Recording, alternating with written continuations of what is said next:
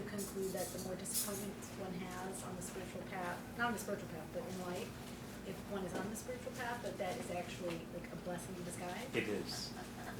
A lot of disappointment that we have in life will detach us from things that we were attached to are blessings. That's true. The mind may not like it, I have but another question. later on we appreciate it.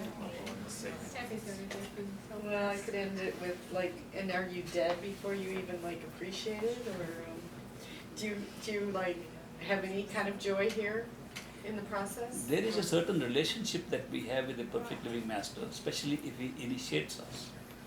That becomes a very strong relationship, because in that case he becomes a permanent friend. Not a friend while we are in the physical bodies, but goes beyond that. In that relationship, the master wants to help us way beyond what our mind thinks is help. So therefore things can happen which our mind resists and says, this is not help for me at all. But the master is making sure that it is a help, and we do appreciate it.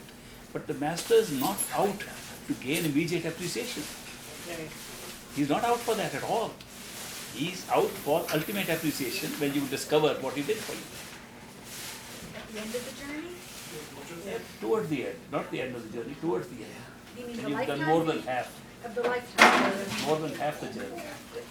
And wouldn't that differ depending on the karma? It's different for every person. Depends on the karma, because when we think, where is the half?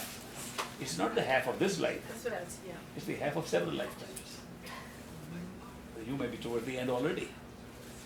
Many people who find the spiritual path so easy for them, they think it was just made for them.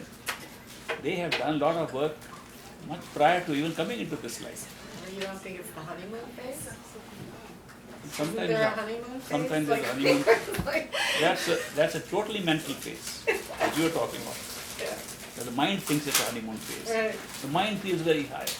The mind gets, and then the mind gets disappointed, the honeymoon ends. That's all mental. That's not spiritual. Spirituality is a very steady development. It's not a honeymoon phase.